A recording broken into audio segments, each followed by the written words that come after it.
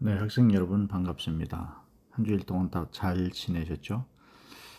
이제 봄이 한참 시작되었고 점점 녹익어가고 있습니다.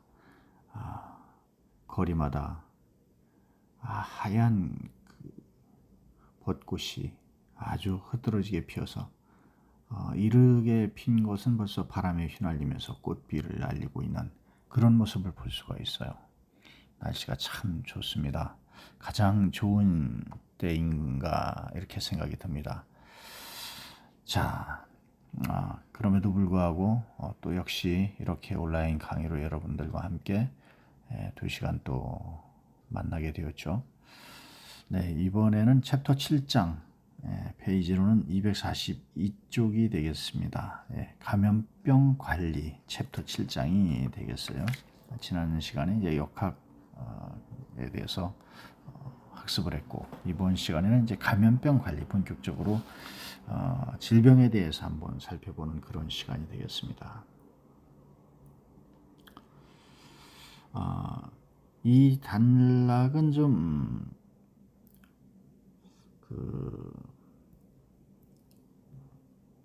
범위가 좀 넓기 때문에 여러분들이 교재를 중심으로 좀 많이 살펴봐 주시기를 바랍니다. 질병을 예방하고 건강을 우리가 유지해서 수명을 연장하려는 것이 우리 인간의 노력은 끊임없이 계속되고 있고요. 또 이러한 노력은 인류의 역사가 시작되었을 때부터 계속되어 왔다고 할 수가 있어요. 인류에게 가장 큰 고통을 안겨다 준 것이 이제 질병인데 이 질병의 감염병 매년 상당수의 생명을 앗아가죠. 또 사회적 불안을 또 갖게 하고 또 막대한 경제적 피해를 줘서 국민 생활에 큰 위협이 되고 있는 것이 사실이죠. 지금이 그러면 바로 코로나 19가 바로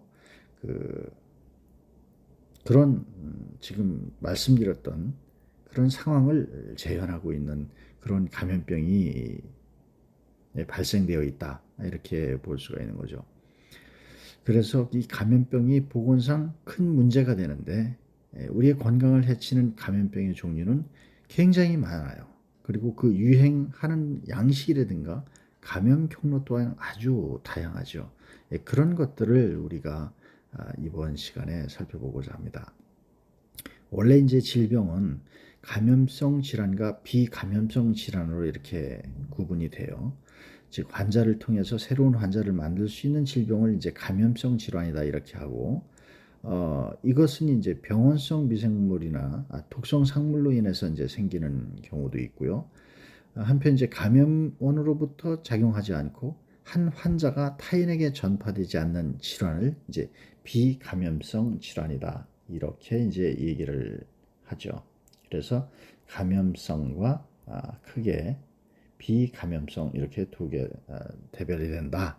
이렇게 상식적으로 아시고 이제 시작을 하겠습니다. 먼저 이제 감염병 발생설이 있는데 이 감염병 발생설은 종교설 시대라고 이렇게 첫 번째 나눕니다.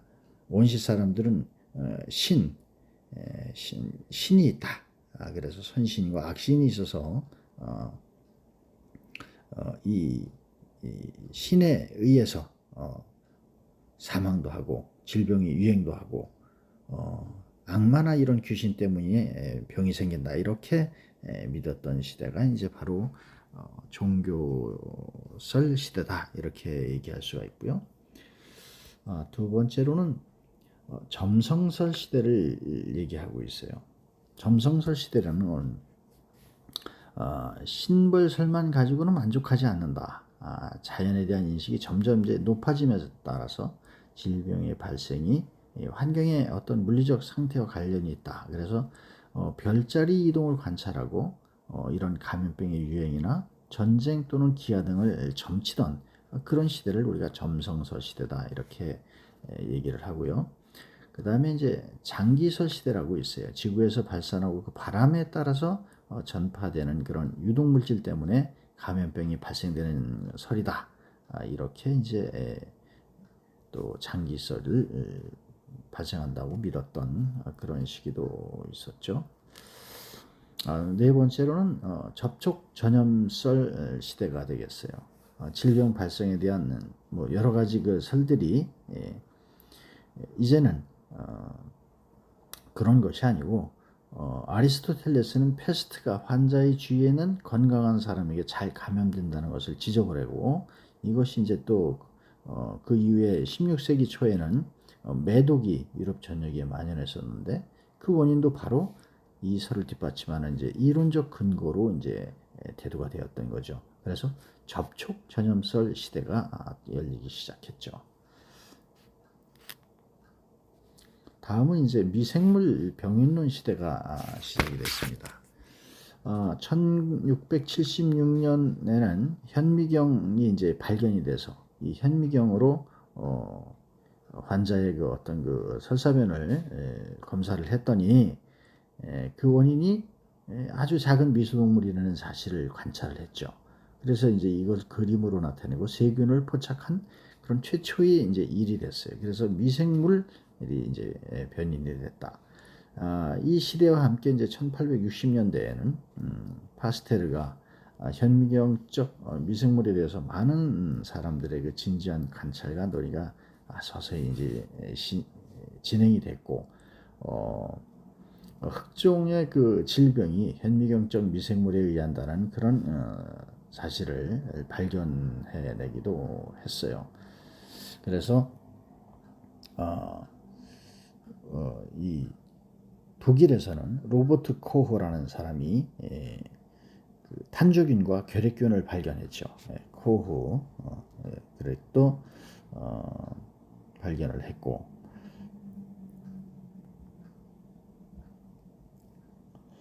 그 다음에 이제 그 세균학이 발달하면서 면역학도 같이 발달을 했어요. 그래서 1798년도에는 처음으로 제너라는 사람이 이제 우두를 발견을 했죠. 이 우두라고 하는 거는 바로 그 천연두죠. 우두는 이제 천연두인데, 또 파스테르는 탄저균 백신을 만들고 또 광견병 백신을 개발하고, 이렇게 해서 이제 예방접종 백신이 완성되어가는 그런 이제 시대가 또 이 시대가 되겠습니다. 그래서 미생물 병인론 시대가 이제 시작이 된 거죠.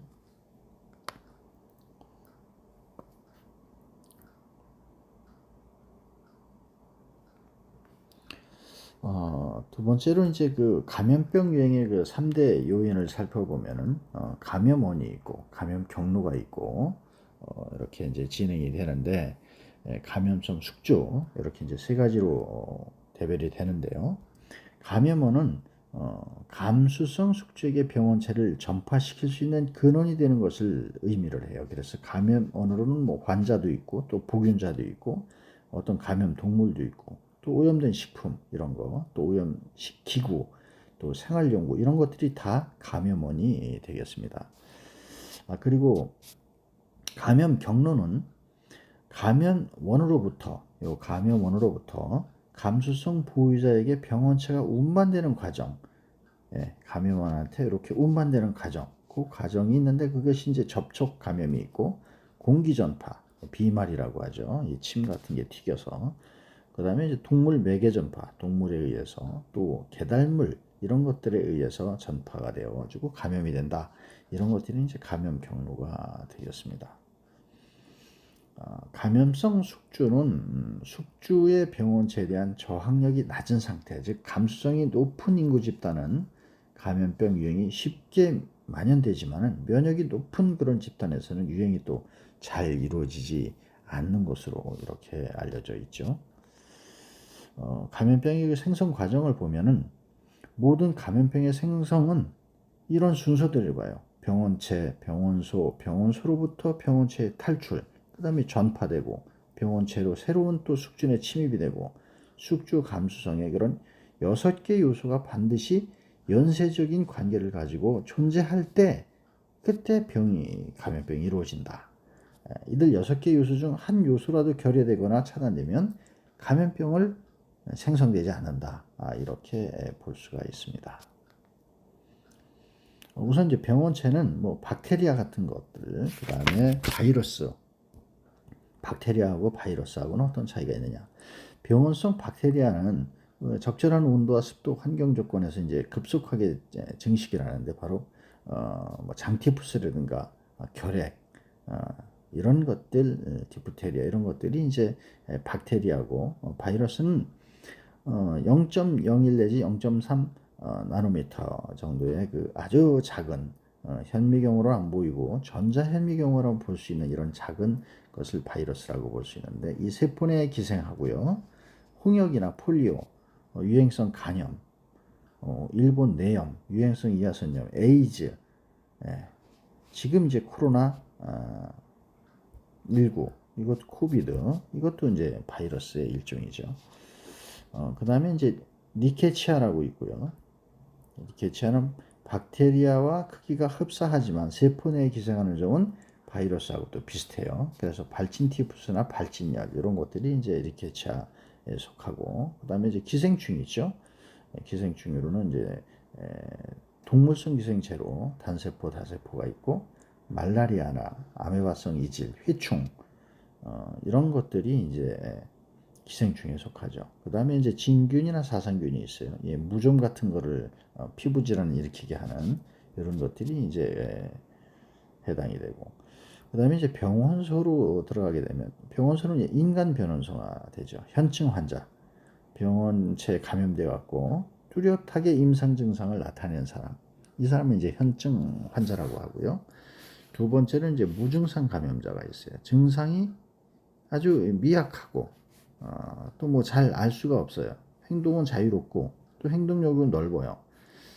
이래서 이제 관리하기 이제 어렵고, 그렇지만 이 무증상 감염을 일으키는 질환이 바로 이제 장티푸스나 세균성 이질, 콜레라, 성형열 이런 것들이 증상이 세게 나타날 수도 있지만 또 무증상 감염자가 있을 수 있어요. 그래서 헬스 캐리어다, 이렇게 또 얘기를 합니다. 헬스 캐리어다고, 건강 복균자, 이렇게도 얘기를 합니다. 그 다음에 이제 보균자라고 있어요. 보균자. 보균자 같은 경우에는 체내 병원체를 보유하고 항시 균을 배출해서 다른 사람에게 감염시키는 이런 사람을 이제 또 보균자라고 이렇게 할 수가 있습니다.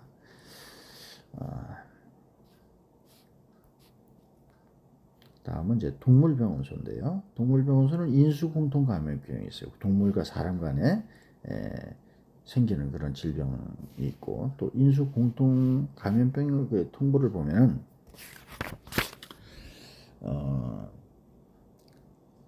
감염병 예방법 예방 및 관리에 관한 법률 제14조에 따라서 우리가 인수공통 감염병을 통보를 하는데, 가축 예방법 제11조 제1항 2호에 따라서 신고를 받은 그런 국립가축병원 기관장은 신고 대상 가축에 대해서 소재지를 관할하는 시장군수 구청장, 시도 가축방역기관의 장에게 같은 법에 따른 가축 전염병 중 다음 각호의 어느 하나에 해당하는 감염병의 경우는 즉시 질병관리청장에 통보를 해야 돼요.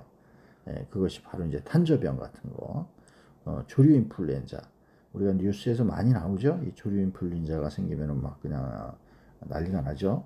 광견병 같은 거, 이런 인수 공통 감염병 이런 것들은 즉시 발생하면 통보를 이런 절차에 의해서 하도록 되어 있다. 이걸 알고 계셔야 합니다. 그 다음에 토양. 토양은 땅이죠. 땅에서는 이제 진균류 이런 것들이 이제 파상풍의 그 병원소 역할을 합니다.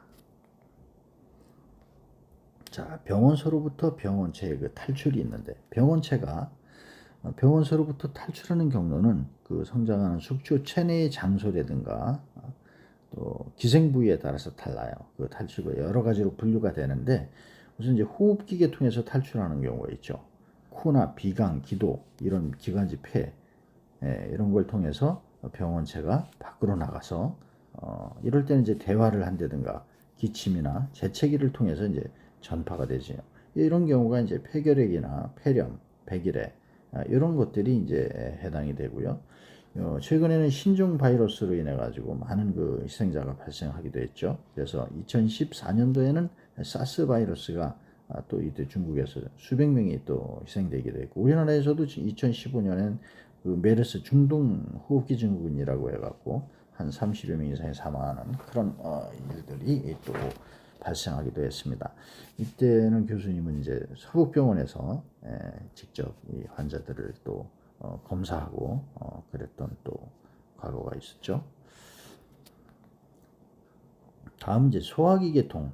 우리가 이제 음식물을 먹게 되면 위장관을 통해서 이제 토하거나 또는 이제 기생충 질환 이런 것들이 이제 체외로 배설돼서 병원체가 이제 전염이 되는 그런 경우인데, 이질이라든가 또 콜레라, 장티푸스 뭐 이런 것들이 이제 병원체를 운반해서 감염되는 그런 것이라고 볼 수가 있겠어요.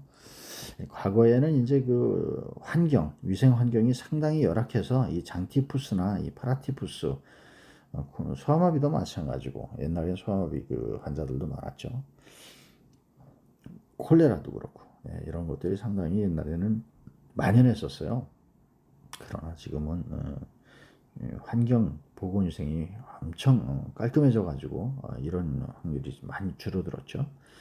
다음은 이제 비뇨생식기 계통으로 탈출하는 거, 주로 소변이라든가 분비물을 통해서 탈출. 이런 것들은 이제 뭐 에이즈 같은 거, 매도 이런 것들이 이제 감염될 수가 있는 것이다, 이렇게 볼 수가 있습니다. 그다음에 이제 상처를 통해서 농양이나 피부병, 이 같은 거로 인해서 생기는 그런 병변이 이제 또 생길 수 있고, 기계적 탈출 같은 거라든가 이제 모기나 이벼룩 이런 것들 흡혈성 곤충이라고 하는데, 이런 것들의 탈출을 비롯해서 주사기나 그런 그 감염된 육류에 의해서 또 발생하는, 그래서 발진티푸스나 말라리아 이런 것들이 이제 해당이 되고요. 자, 이런 것들이 이제 전파가 되는데, 그러면 전파는 이제 어떤 전파를 갖고 있느냐? 병원체가 병원서부터 이제 탈출을 했을 때 새로운 숙주에게 침입하는 그런 전파 경로는 직접 전파하고 간접 전파, 이렇게 두 가지가 있어요. 그래서 이제 직접 전파는 병원체가 매개체에 의한 중간 역할 없이 병원소에서 직접적으로 새로운 숙주에게 전파되는 경우를 말하죠. 이럴 때 이제 감기, 홍역, 결핵, 뭐 지침이나 이제 재채기 통해서 비말 감염으로 직접 전파되는 이런 경우를 우리가 볼 수가 있습니다.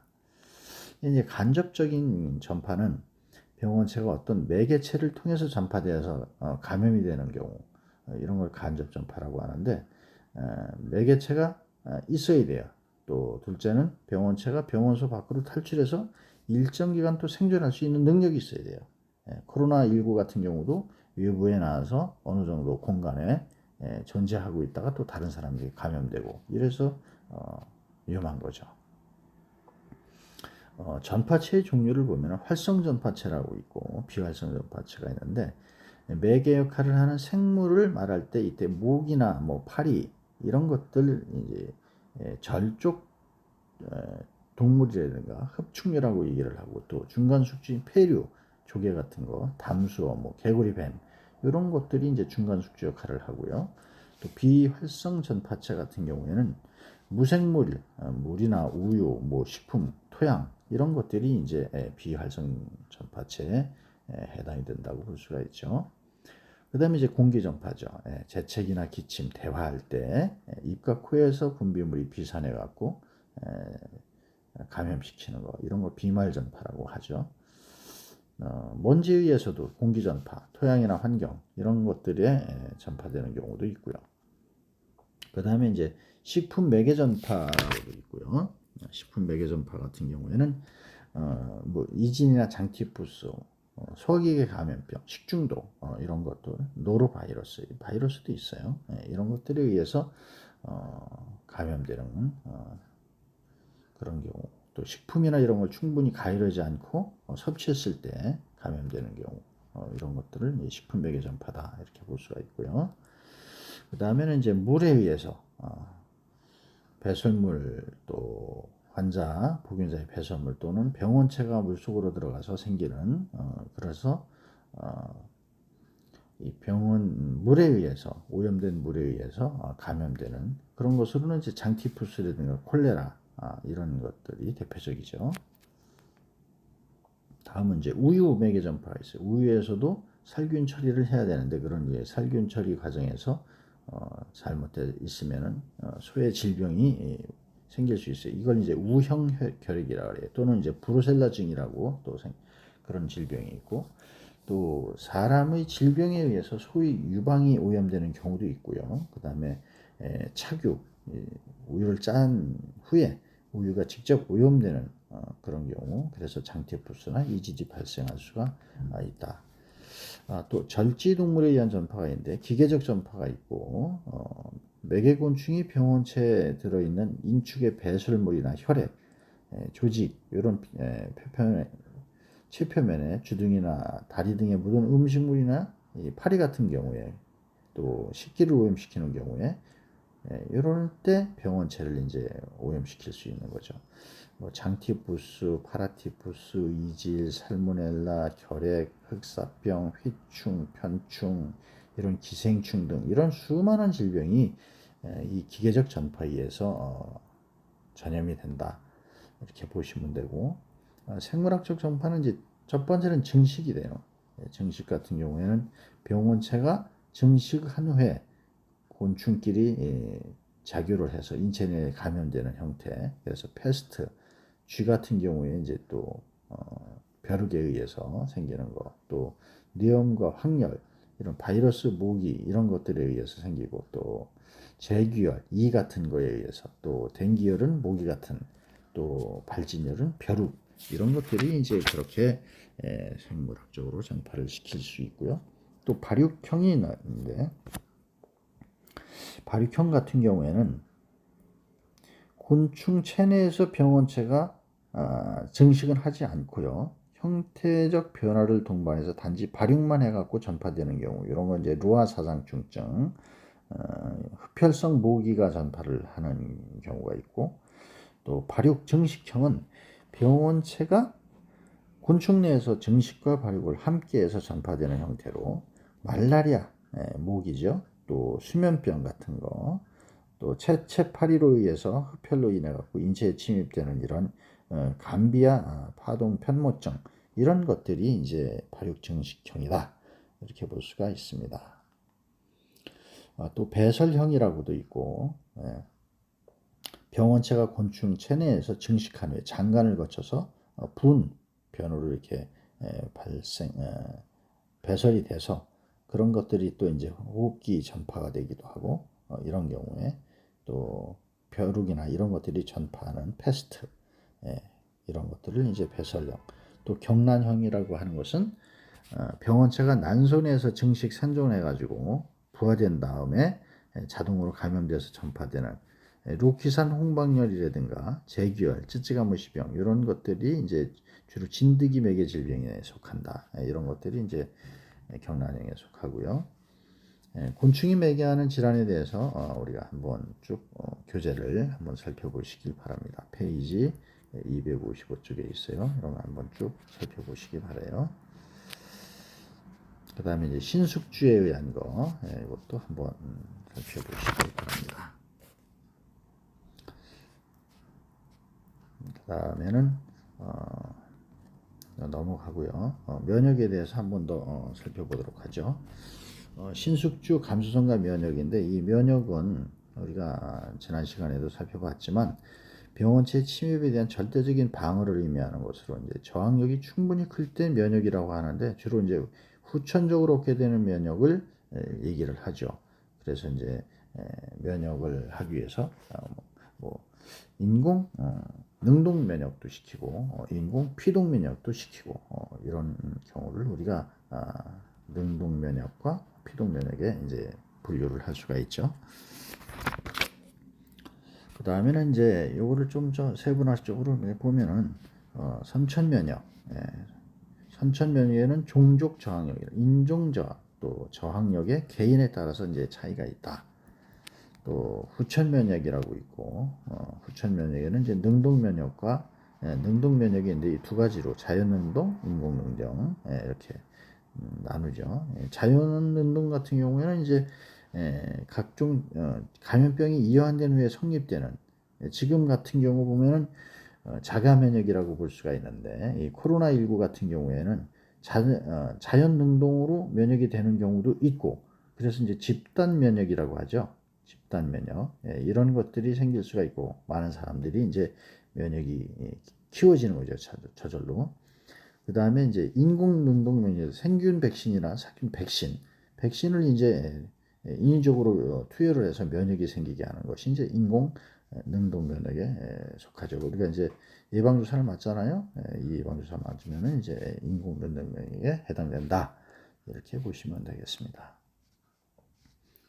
이 표도 이제 참고를 하시고, 그 다음에 이제 피동면역. 피동면역 같은 경우에는 이미 면역을 보유하고 있는 개체가 가지고 있는 항체를 다른 개체가 받아서 면역을 지니게 하는 그런 경우를 이제 얘기하는데, 태아가 모체로부터 태반을 통해서 항체를 받거나 생후에 모유를 통해서 항체를 받는 이런 거에 갖다가 우리가 이제 피동면역이다. 이렇게 보시면 되겠어요. 감염병 유행의 양식을 했는데, 생물학적 현상으로 보면은 연령에 따라서 이제 그 질병과 연령은 관계가 있다. 밀접한. 영유아 때 생기는 거, 또 노령층에 생기는 거, 이런 게 이제 다 다르다. 이렇게 볼 수가 있죠. 그래서 연령 관계를 나타내는 구체적 수치로는 이환 연령 분포라고도 있고, 또 연령별 이환율, 연령별 사망률, 사망 연령 분포, 연령별 치명률, 이렇게 이제 연령에 따라서 나타내고 있습니다. 다음은 이제 성별. 성별에 따라서도 남녀 간의 저항력 차이가 있다. 또 인종에 따라서도 차이가 있다. 흑인들한테는 고혈압, 심장질환, 뇌혈관 질환, 폐결핵, 매독, 사고, 사망하는 율이 높고, 백인들한테서는 동맥경화, 심장질환, 자살, 백혈병 이런 것들이 있더라. 이렇게 이제 인종에 따라서도 다르다. 또 시간의 현상에 따라서도 추세 변화라고 있는데, 감염병이 유행 양상이 수십 년에 걸쳐서 이렇게 유행하는 양상을 말하는데, 장기적으로도 이렇게 변화가 돼요.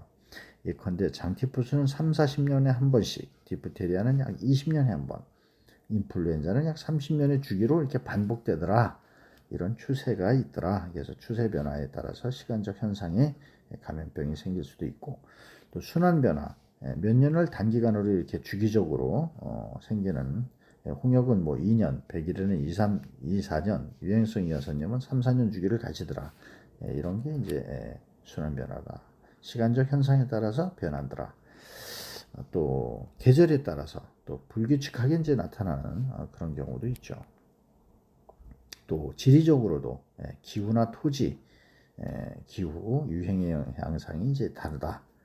그런 것도 우리가 살펴볼 수가 있고, 사회적으로도 거주, 인구, 직업, 그러니까 시골하고 서울, 도심하고 그런 그 지역적인 그 사회적 현상이 다를 수가 있다. 감염병을 관리하는 데는 어떻게 하는 것이 이제 좋으냐? 관리 방법을 보면 전파를 우선 예방해야겠죠. 그래서 병원소를 제거하는 이런 것들이 이제 우리가 필요하고, 그다음에 이제 감염력을 감소시키는 거. 결국 이제 면역력을 높이는 거죠. 감염력을 약화시켜서 감염력을 높이는 방법. 또 병원소를 격리시키는 방법. 사람 그래서 감염되지 않도록 우리가 코로나19 같으면 자가격리 시키잖아요. 이런 격리를 시켜서 감염되지 않게 하고, 또 건강격리 마찬가지고요. 환경위생관리. 병원체가 병원소를 탈출해가지고 새로운 숙주로 전파되기까지는 우리가 상당 기간 우리 생활 속에서 이제 생존해야 된단 말이에요. 그래서 이 환경 조건을 개선시키고 전파 과정을 차단하는 그런 것이 이제 효과적인 감염병 관리 방법이다. 우리가 이제 소독하고, 그 환경은 또 정화시키고, 또 폐기시키고, 이런 위생적 처리라고 식품이란 이런 것들을 깨끗이 하고 살균시키고 뭐 이런 것들이 이제 환경위생 관리를 해나가는 방법 중에 하나죠. 또 감염병의 예방과 관리를 보면은 우리나라 감염병은 제1급 감염병, 2급 감염, 3급, 4급 이렇게 이제 기생충까지 이렇게 해서 나눠놨어요. 그래서 이들 감염병에 대해서는 국가나 지방자치단체가 환자 발생 신고를 의무적으로 해야 되고 예방접종을 또 실시해야 되고 방역사업을 해야 되고 이런 것들을 이제 규정을 둬서 발생과 유행을 방지하기 위한 행정적 관리를 하고 있다. 그런 역할을 하는 것이 또 보건소고 공공보건의료기관이다. 이렇게 보시면 되겠습니다. 다음은 이제 면역 증강을 해야 되겠죠. 면역 증강을 하면 기본 접종이나 추가 접종 이런 걸 통해서 면역을 증강시키고 필수 예방 접종이 있어요. 뭐 디프테리아 뭐 쭉 이런 것들은 우리가 필수적으로 예방을 해야 되는 이런 질병이다. 요거는 필수 예방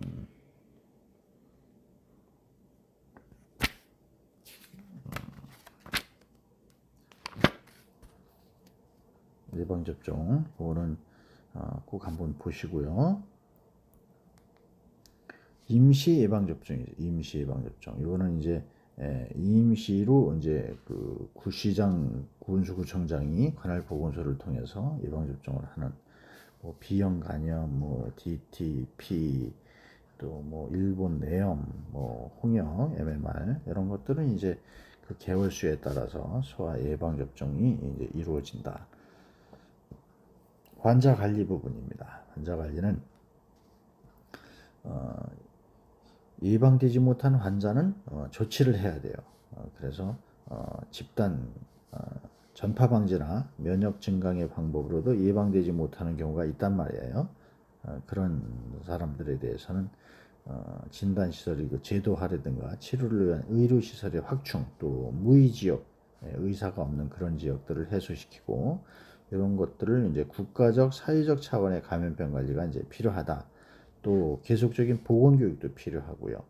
이런 것들이 이제 예방되지 못한 환자를 조치하는 방법 중에 하나고 또 환자에 대한 역학조사, 우리가 역학에 대한 것을 우리가 지난 시간에 했죠. 그거는 참고를 해주시고 질병관리청장이 해야 되는 역학조사가 있고 또 시도지사가 하는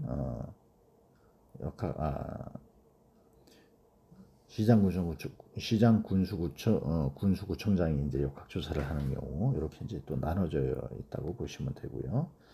역학조사 내용은 뭐 지난 시간에도 했죠. 감염병 예방 및 관리에 관한 법률 시행령 제12조에 의해서 감염 환자 등의 인적 사항부터 해서 여러 가지 규명을 하는 그런 과정이다.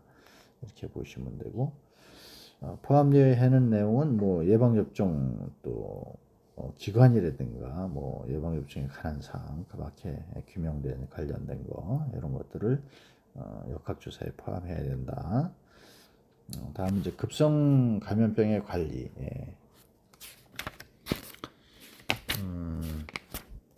급성 감염병의 관리는 이거는 이제 페이지 271쪽인데요. 감염병 유행에 대한 방역 조치에서 표를 참고를 좀 해주시고요. 그 다음에 소화기 감염병 뭐 이제 하나씩 이렇게 강론으로 들어가는데 이제 간단하게 볼게요. 장티푸스가 있어요. 병원체는 살모넬라 타이피, 그람 음성이고 아픔이 현막이 없는 간상균이다. 간균이라고 얘기하죠. 소화기계 감염병이에요. 그 다음에 이제 병원소 및 감염형 이런 거는 이제 교재를 참고해 주시기 바랍니다. 다 일일이 이걸 할 수가 없기 때문에 범위가 넓어서 전파는 이제 직접 전파나 간접 전파가 있어요. 이런 건 대소변에 의해서 오염되는 경우가 있고 잠복기는 10 내지 14일, 감염 부위는 장, 임파 조직, 담낭 및 신장 이런 부분에 이제 치명적이다. 예방 및 대책은 뭐 손 씻기, 개인위생 철저히 하고, 음식물을 날 것으로 먹지 말고, 급수시설 주방용구 소독하고, 예방접종 철저히 하고, 보건교육 강화하고, 이런 것들이 이제 예방 대책이에요.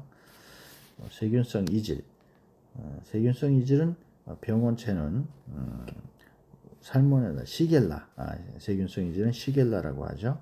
시겔라 스페이시스, 시겔라 종이 이제 병원체가 돼요. 그다음에 병원소 전파, 뭐 감수성, 면역성, 예방 대책, 이런 것들은 교재를 참고를 해주시기 바랍니다. 다음 이제 콜레라. 콜레라 병원체는 그 비브리오 콜레라예요. 그럼 음성으로 한 개 편모를 가지고 단간균, 짧은 간균이다. 그래서 콜레라균이 있고, 병원소 전파, 주로 분변이나 오염수 이런 데 의해서 전파가 된다. 그런 걸 아시고, 다음 이제 폴리오. 병원체는 이제 폴리오 바이러스, 바이러스를 1, 2, 3형 3종이 있는데, I형이 가장 그 마비형 소아마비하고 관계가 깊다, 이렇게 아시면 되고요. 그다음에 이제 파라티푸스. 병원체는 살모넬라 파라티푸스 A하고 살모넬라 파라티푸스 B, 또 살모넬라 파라티푸스 C, 이렇게 A, B, C가 있어요. 환자의 보균자의 그 대소변이 감염이 되고, 그다음에 장출혈성 대장균 감염증이라고 해서 엔테로 헤모로직 이서키리아 콜라이, 이서라이키아 콜라이라고도 하고, 뭐 이서리키아 콜라이라고도 이렇게 하는데, 병원체를 보면은 C가 독소 생성하는 이콜라이라고 해서 바로 이서키리아 콜라이라고 하는 이 5157H7, 또 5157NM, 또 5-26, 또 5111, 이런 것들이 이제 병원체가 되겠습니다. 다음 이제 유행성 간염. 간염은 이제 바이러스 A형이 유행성 간염이 되고, 호흡기계 감염병으로는 이제 디프테리아가 있어요. 이거는 코리네 박테리움 디프테리아다. 그래서 음성 그람 양성 곤봉형 간균으로 이렇게 나타나고 있어요. 현미경을 보면. 다른 것들은 이제 교재를 좀 보시고, 백일이라는 것도 있고요. 병원체는 이제 보틸레타 폴투시스라 이렇게 하고, 운동성이 없고 그람 음성균이다.